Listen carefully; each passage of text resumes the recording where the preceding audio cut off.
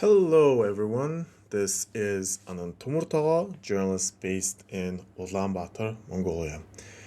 I am solo, as this is the Little State Mural, Mongolia Updated. So, in this edition of the Little State Mural, it is all about the city of Ulaanbaatar, the heart of Mongolia. As winter ends, the smog clears, and we can breathe a little better, and people shed their winter clothes and are a little springy in their steps. But we tend to forget what lies under all that murky snow. And when that snow melts, the spring troubles come brewing up in the heart of the city. And there are three headaches that are plaguing Ulaanbaatrians. Never knew what to call the residents of Ulaanbaatar. And if you have a proper term, please email us and give us suggestions, or you can comment your suggestions on whatever platform you're listening to this podcast. So, as April ends, these are the three issues that are plaguing the city currently: the street kiosks, the e-bikes, and who the stubborn mayor who is acting like a dictator. So, first up, the kiosks, what we call in Mongolia tuts. These small street stalls have been a fixture in Ulaanbaatar for years. They sold numerous things from toys to all assortment of things like books and stuff. But for a long time, they weren't really an issue. But over the time, their numbers proliferated and problems compounded. Many operate without indoor plumbing, so vendors relieve themselves right outside their stalls sometimes, or they would venture out to other places in other areas, mainly relieving themselves right outside. Um, and and they also tend to sell goods that are not legal in some occasions, like selling cigarettes to children or selling unhealthy goods very close to schools. And sometimes they would block traffic, especially they would block the sidewalks where people walk. And sometimes in Ulaanbaatar there aren't a lot of sidewalks, so think about not having sidewalks and then bumping into a kiosk as you try to traverse to a sidewalk. So the issues at hand is that last year over 1,000 of these street kiosks were taken out, a cleanup effort by the city, and a lot of these kiosks were taken out. Almost like 1,000 or so were decommissioned. Then came the complication earlier this year when Prime Minister Uchral, when he was speaker, launched an initiative called Chuluulye, meaning to liberate or set free or whatnot, aimed at reducing government oversight of businesses across Mongolia. He used the example of how government hampered down on businesses like the Toots. So he used that in his speech for the Chuluulye initiative. And the people who operate these tutus used that as a go ahead to bring back their businesses right on the streets again. Um, and they had a lot of pushbacks from local authorities who tried to stop them. There were some people who also said like, "What are you doing here?" And their excuse was always saying that Prime Minister said we are welcome, and who are you? Who are you to remove us?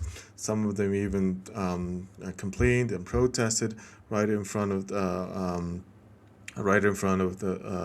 mayor, Nyambaatar, telling like we are desperate, we don't have money, and all sorts of things.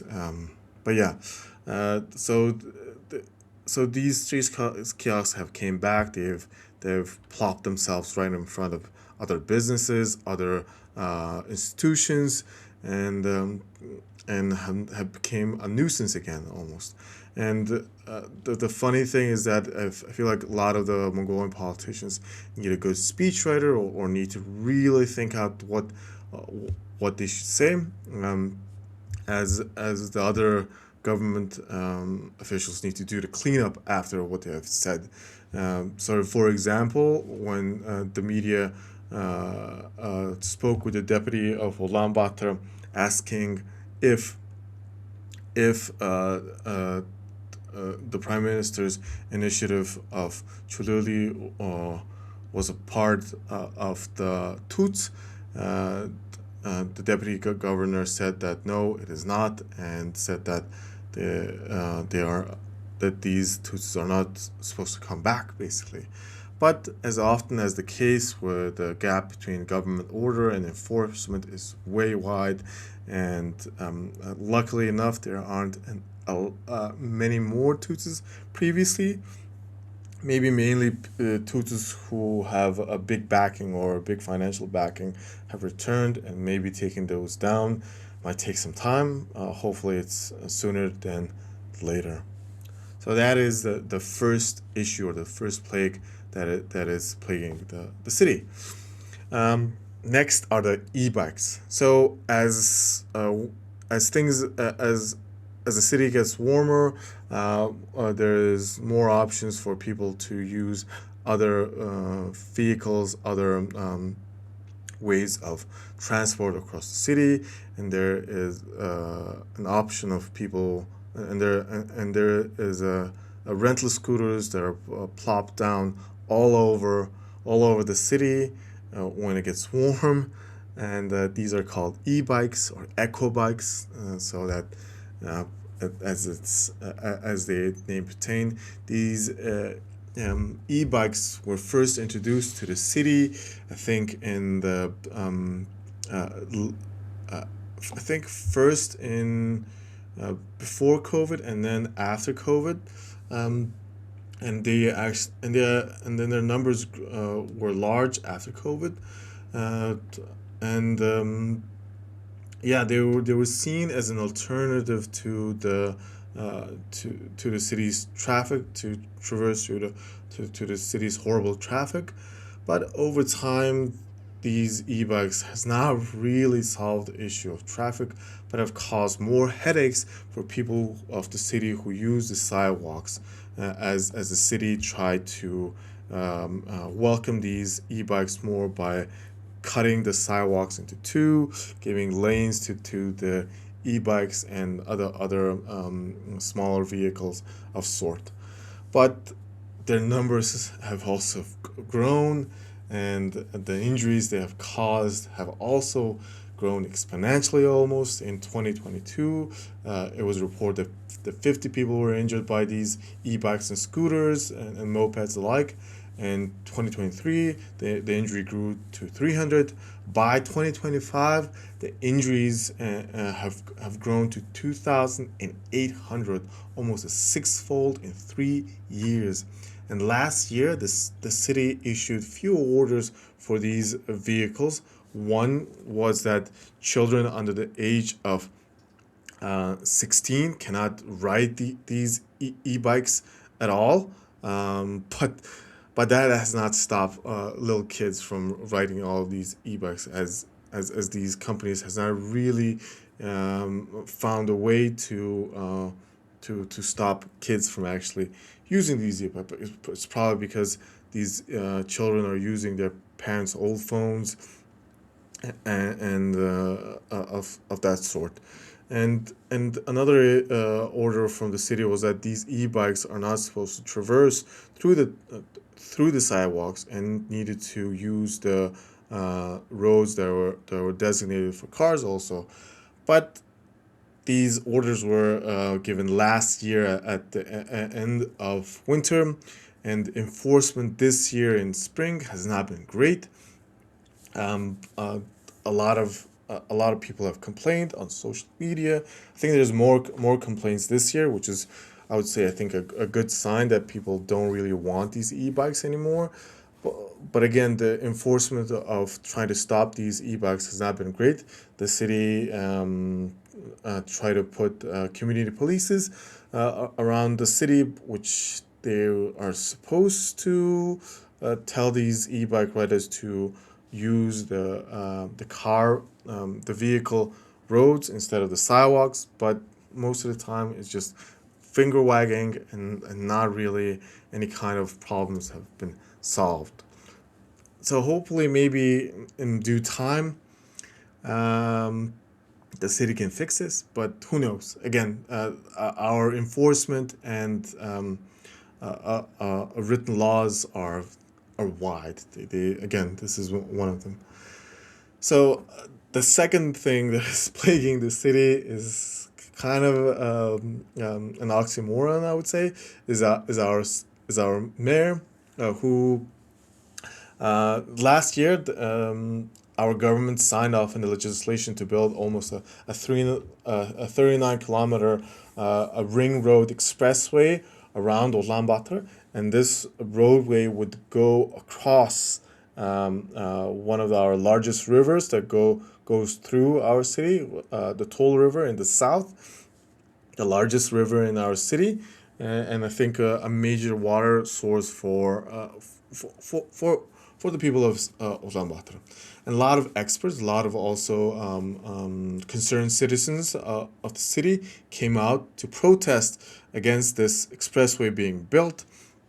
The city said, the mayor said that this expressway would alleviate traffic, and we actually talked about this issue on our a large scale podcast, the Great State Mural, with a city planning expert called Anand. And she is part of the protesters, and this fight between like people who are against getting this expressway built has been growing. But thankful that there have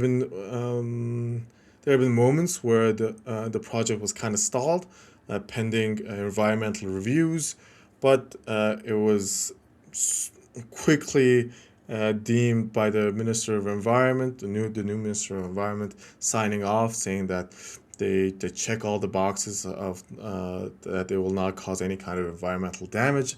People to the streets again, and then they kept protesting. And luck would have it, our Prime Minister on April 22nd, after the government cabinet meeting, issued an order to stop the construction of this expressway, pending more reviews, and which was a kind of a big win for the protesters who were fighting to keep the Tuul River clean and untouched by any kind of construction, or by any kind of pollutants that would bring about by having this expressway. But we will see how things will pan out, and it's kind of ironic is that this expressway was meant to alleviate traffic, but again, as our guest Anuj have expressed, and I think many other people, or like many other cities have shown, is that you don't alleviate traffic by building more roads. You alleviate traffic by giving more options to people. And yeah, so so that was basically the few things that happened in the beginning of spring for Ulaanbaatar. Thank you for listening for the Little State Mural, and we will hope to see you guys next on our regularly scheduled podcast on the Great State Mural. And thanks for listening. This has been Anand. Bye.